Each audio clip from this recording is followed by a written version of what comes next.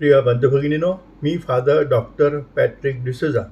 आज मी मत्तेकृत शुभवर्तमान अध्याय 22 वचन 15 ते 21 सीझरला शाही कर भरणे यावर चिंतन करणार आहे.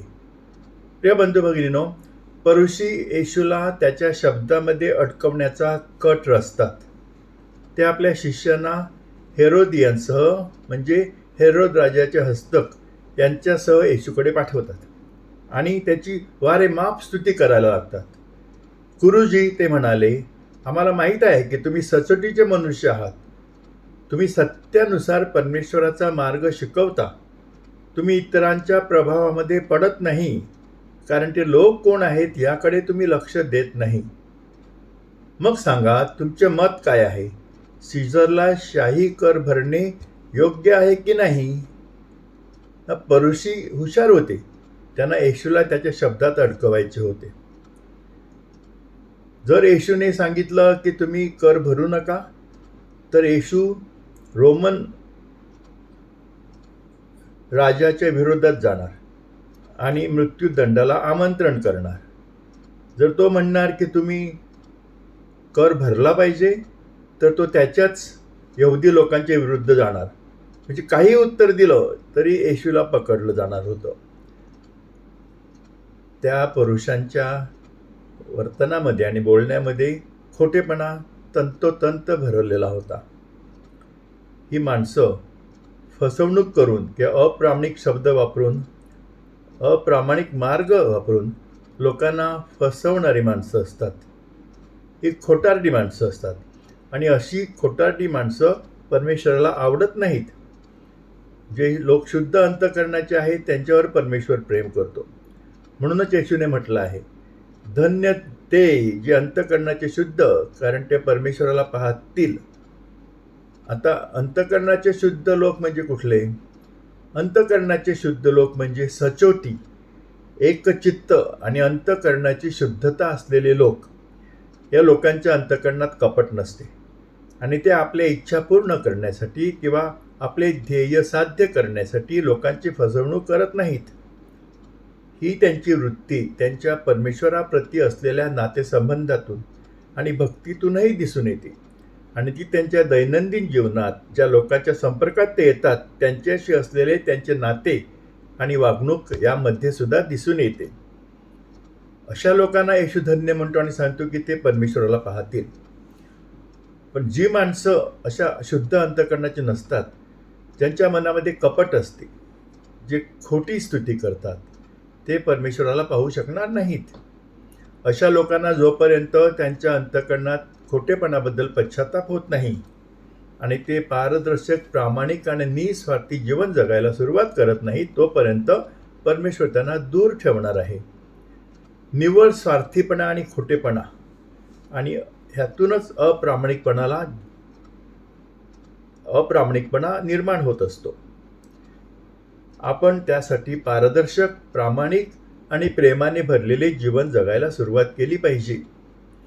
आता ते ज्या वेळेला येशूकडे ते प्रश्न विचारतात की आम्ही हा कर भरायला पाहिजे की नाही, त्यावेळेला येशू काय करतो?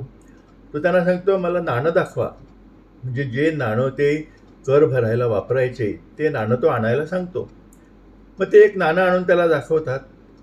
तो ते नाणं बघतो आणि त्यांना सांगतो की ह्याच्यावर प्रतिमा आहे आणि शिलालेख आहे. ही प्रतिमा कोणाची आहे आणि हा शिलालेख कोणाचा आहे? त्यांनी सांगितलं, सीझरचे.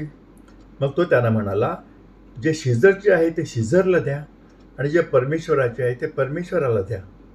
आता ह्या लोकांना कधीच वाटलं नाही की प्रभू येशू असं उत्तर देईल. ते त्यांचा खूप फाजील आत्मविश्वास होता. ओके, त्यामुळे येशूचं हे उत्तर ऐकल्यानंतर ते एकदम गोंधळले.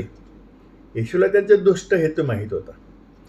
त्यामुळे त्यांना तो ढोंगी म्हणून फटकारतो आणि त्याच्या स्वतःच्या शब्दात त्याला अडकवण्याच्या त्यांच्या वाईट हेतूबद्दल तो त्याला प्रश्न विचारतो. पण त्या प्रश्नाचं उत्तर द्यायला त्यांच्याकडे शब्दच कुठे होते? आपण एक लक्षात घेतलं पाहिजे की आपल्या मनामध्ये काय चाललेलं आहे ते परमेश्वराला नेहमी समजेल. त्याची शोधक नजर आपल्या अस्तित्वाच्या खोलपर्यंत पोहोचणार आहे. आपण लोकांना मूर्ख करू शकतो, मूर्ख बनवू शकतो खोटं बोलून. आपण स्वतःला सुद्धा आपल्या स्वतःचे समर्थन करू शकतो आणि स्वतःला असं दाखवू शकतो की माझं चुकलेलं नाही. परंतु परमेश्वरापासून आपण काहीच लपवू शकत नाही. त्याला सर्व काही ठाऊक आहे आणि त्यामुळे आपण परमेश्वरापुढे प्रामाणिक आणि पारदर्शक राहण्याचा प्रयत्न केला पाहिजे. दुसऱ्याचा अपमान करणे, छळ करणे, अत्याचार करणे, वाईट योजना तयार करून त्यांना त्रास द्यायचा प्रयत्न करणे यापासून स्वतःला परावृत्त केले पाहिजे. त्यामुळे आपण मग हृदयाची शुद्धता नेहमी राखू शकू. पण येशू हे त्यांना ज्यावेळेला शिकवतो त्यावेळेला तो त्यांचं तोंड केवळ बंद करतो असं नाही, तर तो काही त्यांना धडे शिकवतो जे आपल्यासाठी सुद्धा आहेत. पहिला धडा की आपण आपल्या देशाशी एकनिष्ठ राहिलं पाहिजे. देशाच्या घटनेमध्ये जे काही कायदे आहेत, नियम आहेत ते आपण पाळले पाहिजेत. उदाहरणार्थ कर भरणे, वाहतूक नियमांचे पालन करणे, आणि आपल्या मतदानाचा हक्क बजावणे. हे जे काही कायदे नियम आहेत ते जर आपण पाळले तर आपला देश प्रगतीपथावर जाईल.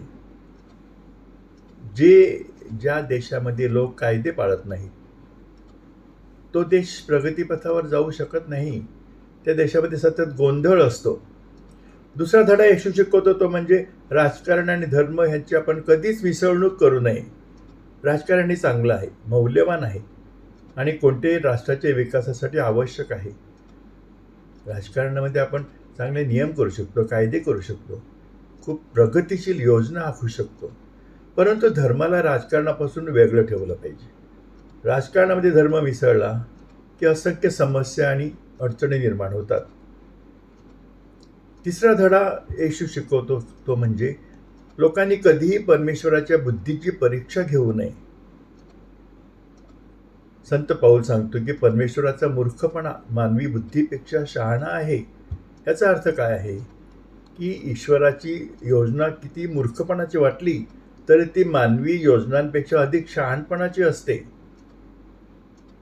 खरं पाहिलं तर परमेश्वराचा मूर्खपणा हा अजिबात मूर्खपणा नसतो आणि तो मानवी आकलनाच्या पलीकडचा आहे. त्यामुळे ईश्वराच्या बुद्धीसमोर आपण नेहमी मौन पाळलं पाहिजे. या 3 धड्याव्यतिरिक्त येशू त्या पुरुषांना येशूला त्यांच्या प्रश्नाचे उत्तर देण्यासाठी भाग पाडून त्यांच्या सापळ्यात अडकवण्यासाठी त्याची जी स्तुती त्यांनी केली याविषयी तो त्यांना प्रश्न विचारतो आणि ते उत्तर देऊ शकत नाहीत. आणि ह्याद्वारे तो आपल्याला दुसरा एक संदेश देतो की समाजामध्ये काही खूप चांगली माणसं आहेत की जी इतरांची खरी आणि मनापासून प्रशंसा करतात. आणि खरी स्तुती हे आपल्या अंतःकरणासाठी, आपल्या आत्म्यासाठी एक शक्तिवर्धक टॉनिक आहे. जेव्हा लोक आपली खऱ्या अर्थाने स्तुती करतात त्यावेळेला आपल्याला बरं वाटतं की कोणीतरी कुठेतरी आपल्या कार्याची दखल घेत आहे, आपलं अभिनंदन करत आहे. या भावनेमुळे मग माणूस आनंदित होतो. इतकंच नाही तर तो अधिक मेहनत करण्यास तयार होतो आणि अजून चांगलं यश मिळवू शकतो. पण त्याचबरोबर अशी काही माणसं आहेत की जी खऱ्या अर्थाने स्तुती करत नाहीत. त्यांची स्तुती वरवरची असते, खोटी असते. ते आपली स्तुती करतात कारण त्यांना आपल्याकडून काहीतरी हवं असते. त्यांची स्तुती आंतरिक हेतूने असते. आपण अशा लोकांना दूर ठेवलं पाहिजे. त्यांच्याशी संबंध जास्त ठेवायचे नाहीत, विश्वास ठेवायचा नाही. शक्यतो त्यांना 2 हात लांबच ठेवायचं. आणि आपणही लोकांची खऱ्या अर्थाने खरी जेन्युइन स्तुती केली पाहिजे. लोकांकडून काही मिळवण्यासाठी आपण त्यांची स्तुती करू नये. आपली स्तुती प्रामाणिक असली पाहिजे, कोणत्याही गुप्त हेतूशिवाय असली पाहिजे आणि ती आपल्या हृदयातून आली पाहिजे. इतरांबद्दलच्या प्रेमातूनच आपल्या अंतःकरणामधून खरी प्रशंसा, स्तुती येत असते. प्रिय बंधू भगिनींनो, हा माझा व्हिडिओ तुम्ही शांतपणे आणि प्रेमाने ऐकला, पाहिला त्याबद्दल मी तुमचे आभार मानतो. हा व्हिडिओ कृपया तुमच्या नातेवाईकांना, मित्रांना आणि इतरांना पाठवा की जेणेकरून त्यांचाही या व्हिडिओमुळे फायदा होईल. आणि माझ्या चॅनलला, यूट्यूब चॅनलला तुम्ही सबस्क्राईब करा माझे यूट्यूब चॅनलचं नाव आहे फादर डॉक्टर पॅट्रिक डिसूजा. या चॅनलमध्ये मी वेगवेगळ्या प्रकारचे मानसोध्यात्मिक सायको स्पिरिच्युअल व्हिडिओ पाठवत असतो. त्यामुळे आपला खूप फायदा होईल आणि आपण परमेश्वराचं कार्य केलं त्याबद्दल त्याची तुम्हाला कृपा मिळेल आणि आशीर्वाद मिळतील. प्रभू परमेश्वराचा आशीर्वाद तुमच्यावर असावा हीच माझी प्रार्थना आणि सदिच्छा. थँक्यू.